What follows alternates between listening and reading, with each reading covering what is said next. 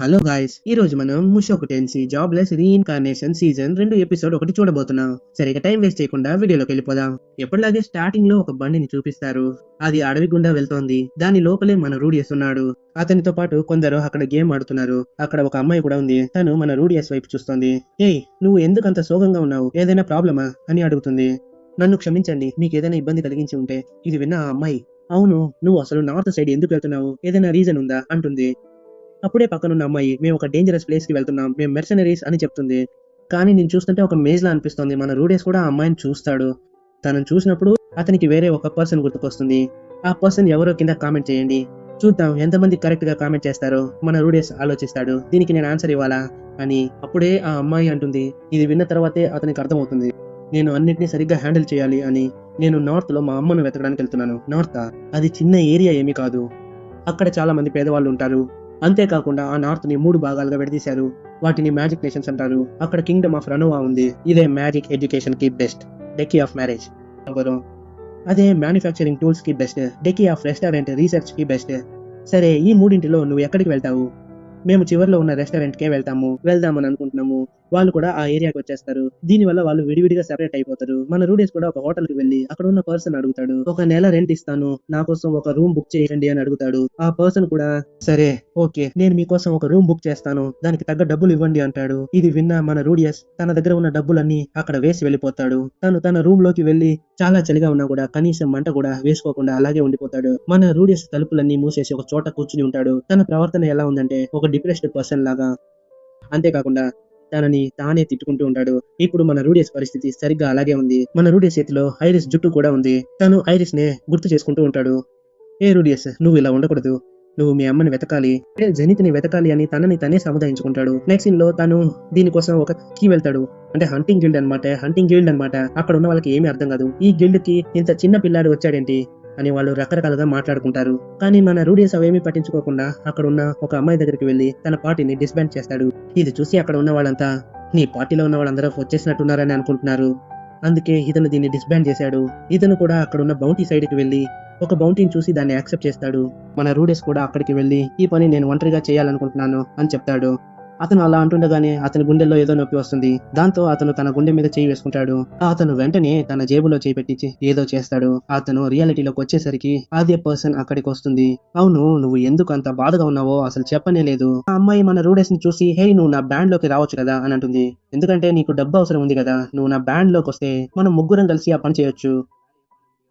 మన రూడెస్ కి కూడా ఇది కరెక్ట్ అనిపించి ఒప్పుకుంటాడు. ఆ తర్వాత వాళ్ళు నడుచుకుంటూ వెళ్తూ మాట్లాడుకుంటారు. ఇప్పుడే వాళ్ళు ఒకరి గురించి ఒకరు బాగా అర్థం చేసుకున్నారు. అక్కడ ఉన్న ఒక అమ్మాయి పేరు సుజనే, ఇంకో అమ్మాయి సారా. సుజనే అంటుంది, ఏయ్, నువ్వు వేరే వాళ్ళకు కూడా ఒక ఛాన్స్ ఇవ్వాలి, ఎందుకంటే నీకు ఒక పార్టీ అవసరం. ఇది విన ససా, అవును, నువ్వు చెప్పింది కరెక్టే అని అంటుంది. ఇదంతా చూస్తున్న మన రూడెస్ ఆలోచిస్తున్నాడు, వీళ్ళు ఇదంతా నా కోసం ఎందుకు చేస్తున్నారంటే నన్ను చూసి జాలిపడి ఇదంతా చేస్తున్నారు. అప్పుడు అక్కడ ఉన్న సుజునే, సరే మీరందరూ మనం రేపు కలుద్దాం అని చెప్తుంది. రేపు నార్త్ గేట్ దగ్గరికి వచ్చేయండి, రేపు ఫార్మేషన్ గురించి చెప్తాను అని అంటుంది. అప్పుడు ఆమె, ఏ సారా, నువ్వు ఎప్పుడు ఇలాగే ఉంటావా? ఎంతకాలం ఇలా పక్కన వాళ్ళని ఏడిపిస్తూ ఉంటావు అని అడుగుతుంది. ఇవన్నీ వింటున్న మన రూడియస్ దృష్టి కూడా అక్కడే ఉంది. ఆమెను చూస్తున్నప్పుడు అతనికి ఒక విషయం గుర్తొస్తుంది. అదే ఈ పర్సన్ ముఖం. ఈమె ముఖం నాకు తెలిసిన ఒకరి ముఖం లాగే ఉంది. నెక్స్ట్ డే సీన్ చూపిస్తారు. అందరికంటే ముందే మన రూడియస్ అక్కడికి చేరుకుంటాడు. అది చూసి అందరు చాలా ఆశ్చర్యపోతారు. అవును, నువ్వు ఇంత తొందరగా ఇక్కడికి ఎలా వచ్చావు? అదా, మీకంటే ముందే నేను నిద్ర లేచాను, అందుకే ఇక్కడ ఉన్నాను. నా పేరు రూడియస్ గ్రేరాడ్, నేను ఒక మేజ్ ని, నేను మంత్రాలు చదవకుండానే మ్యాజిక్ చేయగలను. ఇది విన్న మన సుజానే తన చేయి అందిస్తుంది. మనం ఇద్దరం ఫ్రెండ్స్ గా ఉండొచ్చు అని చెప్తుంది. కానీ మన రూడియస్ దాన్ని పట్టించుకోడు. అది చూసి మన సుజానే అసలు బాధపడదు. నెక్స్ట్ సీన్ లో వాళ్ళు వెళ్తూ ఉంటారు. అప్పుడే మన సుజానే తన పొజిషన్ గురించి చెప్తుంది. నేను ఈ టీమ్ కి వైస్ లీడర్ ని, అంటే కౌంటర్ యారోకి వైస్ లీడర్ అన్నమాట. నెక్స్ట్ తిమోతి, హేరుడియస్, నువ్వే ఈ పార్టీకి లీడర్ వి, అంతేకాకుండా ఒక రియర్ గార్డ్, అంటే అఫెన్సివ్ మ్యాజిక్ చేసే పర్సన్ వి. నెక్స్ట్ మియోని, ఈమె ఒక హీలర్, అంటే హీలింగ్ మ్యాజిక్ చేస్తుంది. నెక్స్ట్ పాట్రిస్, ఈమె ఒక వాన్ గార్డ్, అంటే మన సుజానే లాగే. చివరిగా మన సారా, ఈమె ఒక ఆర్చర్, ఈమె మిడ్ రేంజ్ నుండి కౌంటర్ అటాక్ చేస్తుంది. ఇవన్నీ ఆమె కూడా వింటోంది. హేయ్, నిన్ను చూడటం నాకు అస్సలు ఇష్టం లేదు, ఎందుకంటే నువ్వు లేడీ సుజాని కూడా గౌరవించలేదు. మా టీంలో ఎవరైనా చనిపోతే నిన్ను వదిలిపెట్టను. ఇదంతా చూస్తున్న మన రూడియస్ కి ఎరిస్ గుర్తుకొస్తుంది, ఎందుకంటే ఈమె చేసేది కూడా అలాగే ఉంది. నెక్స్ట్ సీన్ లో వీళ్ళంతా ఒక ఏరియాకి వస్తారు. అప్పుడే మన లీడర్ చెప్తాడు, మన టార్గెట్ అయిన లెసర్ కిజిత్లకి ఒక వీక్నెస్ ఉందని. అదేంటంటే నైట్ టైంలో అవి సరిగ్గా చూడలేవు, అంటే వాటి కళ్ళకి అన్ని చాలా తక్కువగా కనిపిస్తాయి. ఆ తర్వాత మన సుజానే చాలా స్ట్రాటజీలు, ప్లాన్స్ గురించి రూడియస్ కి చెప్తుంది. ఏ రూడియస్, నువ్వు ఫస్ట్ వాళ్ళని ఆపి ఉంచు, తర్వాత నువ్వు వాళ్ళని గార్డ్ చేయాలి. ఇన్ షార్ట్, నువ్వు ఒక బ్యాకప్ లాంటి వాడివి. ఆ తర్వాత టీం తిమోతి అటాక్ చేస్తారు. వాళ్ళు అటాక్ చేయగానే అక్కడ జనం తగ్గిపోతారు. ఇదే టైం అని మన టీం పార్ట్నర్స్ కూడా అటాక్ చేస్తారు. ప్యాట్రిస్ ఇంకా మిగతా టీం అదే టైంలో కవర్ కూడా చేస్తారు. మిమిక్స్ అందరినీ హీల్ చేస్తుంది. ఇదంతా విన్న రూడియస్ కి ఒక అబ్జెక్షన్ ఉంటుంది. నాకు కూడా ఇలా ఫైట్ చేయడం ఇష్టం లేదని అంటాడు. అని వెళ్తుంటే సారా అక్కడ గట్టిగా అరుస్తుంది. సారా చెప్పింది విని రూడియస్ అక్కడ సైలెంట్ అయిపోతాడు. అతనికి ఎలాంటి సమస్య లేదు. అక్కడికి ఒక వ్యక్తి వచ్చి రూడియస్ తో ఇలా అంటాడు, మా టీచర్ ఒక్కరి మంత్రాలు లేకుండా మ్యాజిక్ చేయగలరు. ఆవిడనే నేను లాస్ట్ టైం చూశాను. నేను ఇప్పటికే చాలా మందిని కోల్పోయాను. అంతేకాకుండా కోల్పోయిన వాళ్ళని నేను మళ్ళీ కలవలేను. సీన్ కట్ చేస్తే వీళ్ళు గ్రిజ్లీల మీద అటాక్ చేయడానికి వెళ్తారు. టీం తిమోతి వాళ్ళ మ్యాజిక్ మంత్రాలు వాడుతూ అక్కడ భయంకరంగా అటాక్ చేస్తారు. మనవాడు ఆ నేలని ఒక రకంగా మార్చి అక్కడ ఉన్న గ్రిజిల్స్ ని పట్టుకుంటాడు. గ్రిజిల్స్ అన్ని చిక్కున్నాక వాళ్ళు కూడా ఆలోచిస్తారు, అయిపోయింది, మనం దాదాపు పని పూర్తి చేసేసాం అని. అంటే మన పని ఇంత సింపుల్ గా అయిపోయిందా ఏంటి అని వాళ్ళు అనుకుంటుండగా మన రూడియస్ నేల మీద చెవి పెట్టి ఉంటాడు. అప్పుడే రూడియస్ కి అసలు విషయం అర్థమవుతుంది. ఇక్కడ ఇంకా చాలా గ్రిజిల్స్ ఉన్నాయి. ఆ నేల మీద ఉన్న బురదలో నుండి పెద్ద పెద్ద గ్రిజిల్స్ అన్ని పైకి వస్తున్నాయి. తిమోతి టీం రూడియస్ వెనక్కి వచ్చే అందరూ వెనక్కి రండి, ఇక్కడ నుండి వెళ్ళిపోవాలి అని అరుస్తారు. అయినా మన రూడియస్ మాత్రం వెనక్కి రాడు. అతను తన చావును యాక్సెప్ట్ చేస్తాడు. ఎందుకంటే ఐరిస్ తప్ప అతనికి ఎవరూ లేరు. ఇప్పుడు ఆ ఐరిస్ కూడా అతన్ని వదిలి వెళ్ళిపోయింది. అందుకే అతను అలా నిలబడిపోతాడు. ఆ గ్రిజిల్స్ అతని మీద అటాక్ చేయబోతుంటే మన సుజిన్ వచ్చి అతన్ని కాపాడుతుంది. ఇది మంచి టీం తిమోతి, వాళ్ళకి వేరే దారి లేదు. ఆ గ్రిజిల్స్ తో వాళ్ళంతా ఫైట్ చేస్తారు. అక్కడ ఉన్న సారా కూడా చాలా ఆశ్చర్యకరంగా అక్కడ ఉన్న గ్రిజిల్స్ ని చితకొడుతోంది. ఈ పక్కన మన రూడియస్ మనసులో ఒక పోరాటం జరుగుతోంది. రూడియస్ ఊపిరి తీసుకోవడానికి కూడా కష్టపడుతున్నాడు. అప్పుడే తూక్రా అక్కడ మన సుజిన్ దెబ్బలు తగిలి కింద పడిపోతుంది. అది చూసిన సారా, ఇక్కడికి రా, నేను నిన్ను కాపాడుతాను అని తన చేయి చాపుతుంది. అది చూసిన సారా కాపాడటానికి తన చేయి చాపుతుంది. అదే టైంలో అక్కడ ఉన్న పెద్ద గ్రిజిల్స్ గుంపును చూసి అందరూ భయపడిపోతారు.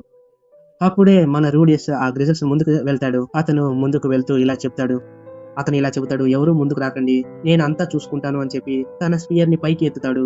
అతను కూడా తన మ్యాజిక్ తో ఒక స్పియర్ ని క్రియేట్ చేస్తాడు. ఇది వాళ్ళకి ఒక టార్లెట్ లాగా అనిపిస్తుంది. దీన్ని చూసి ఆ గ్రిజిల్స్ కూడా అది ఏంటా అని భయపడిపోతాయి. ఇదే సరైన టైం అని మన రూడియస్ అక్కడ ఒక భయంకరమైన అటాక్ చేస్తాడు. దీని వల్ల అక్కడ ఒక భారీ ఎక్స్ప్లోజన్ జరుగుతుంది. దీన్ని దూరం నుండి చూడొచ్చు, అంత పెద్ద ఎక్స్ప్లోజన్ అక్కడ జరుగుతుంది. నెక్స్ట్ సీన్ లో ఉదయం అవుతుంది. అక్కడ ఉన్న గ్రిజిల్స్ ని చూపిస్తారు. చూస్తే అన్ని చనిపోయి ఉంటాయి. వాళ్ళు ఆ కాలిపోయిన గ్రిజిల్స్ స్కిన్ ని తీస్తూ ఉంటారు. ఆ గ్రిజిల్స్ ని తగలబెడుతున్నప్పుడు మన సుజానే రూడియస్ చాలా థ్యాంక్స్ అని చెప్తుంది. ఇది విని మన రూడియస్ కూడా అక్కడికి సంతోషంగా వస్తాడు. అతను మన సుజానే చేయిస్తాడు. ఇది చూసి మనసారా కూడా అక్కడికి వచ్చి, సారీ రూడియస్, నేను ఇంతకు ముందు నేను తప్పుగా మాట్లాడాను, నన్ను క్షమించు అని అడుగుతుంది. కానీ నువ్వే మా టీం అందరినీ కాపాడావు అని చెప్తుంది. నెక్స్ట్ సీన్ లో వాళ్ళు ఆ స్కిన్ తో గిల్డ్కి వెళ్తారు. వాళ్ళు అవుట్ సైడర్స్ అవడం వల్ల అక్కడ ఉన్న వాళ్ళందరూ వాళ్ళని డిస్క్రిమినేట్ చేస్తారు. అప్పుడే మన తిమోతి అక్కడ ఉన్న ఒక వ్యక్తికి ఫ్రీగా బీర్ ఇస్తానని చెప్తాడు. దీనివల్ల అక్కడ ఉన్న వాళ్ళందరూ ఒకలా మాట్లాడుకుంటారు. కానీ ఇప్పుడు వెంటనే మారిపోతారు. అవును, మరి ఏం చేస్తాం? ఇలాంటి వాళ్ళ చేతుల్లో చాలా పవర్ ఉంటుంది.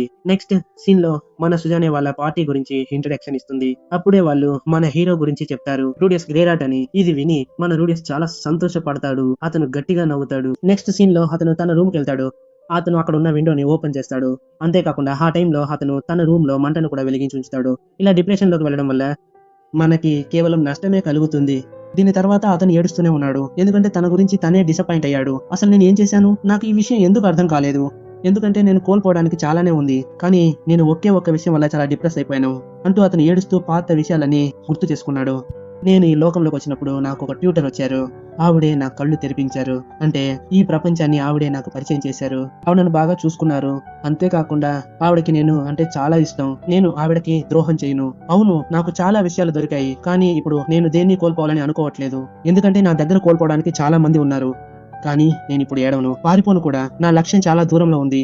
కానీ నేను ఇప్పుడు ఒంటరిని కాదు, కానీ నేను ఇప్పుడు అన్నింటినీ మార్చబోతున్నాను. నా గత జీవితం నాకు ఇప్పటికీ గుర్తుంది. అది చాలా దారుణంగా ఉండేది. నువ్వు నా కోసం వెయిట్ చేయి, నేను నీ కోసం వస్తాను. దీని తర్వాత మన రూడియస్ ఒక ధైర్యవంతుడిగా మారతాడు. అతను మన ఐరిస్ జుట్టుని ఆ మంటల్లో వేసి తగలబెట్టేస్తాడు. ఇప్పుడు మన రూడియస్ ఐరిస్ గురించి ఆలోచించకుండా మూవ్ ఆన్ అవుతున్నాడు. ఇలా మన రూడియస్ ఈ డిప్రెషన్, యాంగ్జైటీ నుండి బయటికి రావడంతో ఈ ఎపిసోడ్ ముగుస్తుంది. ఈ ఎపిసోడ్ లో మీ లైఫ్ గురించి చాలా విషయాలు చెప్పారు. ఈ ఎపిసోడ్ చూస్తున్నప్పుడు మీకే అర్థమై ఉంటుంది, మన లైఫ్ లో కూడా ఇలాంటివి జరుగుతుంటాయి. కానీ వాటి గురించి ఆలోచించి బాధపడకూడదు. ఎందుకంటే చూడాల్సినవి ఇంకా చాలా ఉన్నాయి. సో మనం అస్సలు వరి అవ్వకూడదు. బాధపడకుండా మనం మూవ్ ఆన్ అయిపోతూ ఉండాలి. ఇంత మంచి యానిమేని ఎక్స్ప్లెయిన్ చేస్తున్నా కూడా అసలు వ్యూస్ రావడం లేదు. సో అందరూ లైక్ చేయండి. మీరు లైక్ చేస్తేనే ఈ ఛానల్ మిగతా వాళ్ళకి రికమెండ్ అవుతుంది. వీళ్ళు ఈ వీడియోని ఇక్కడతో ఆపేశారు కాబట్టి నేను కూడా ఇక్కడే ముగిస్తున్నాను. మళ్ళీ మిమ్మల్ని నెక్స్ట్ ఎపిసోడ్ లో కలుస్తాను.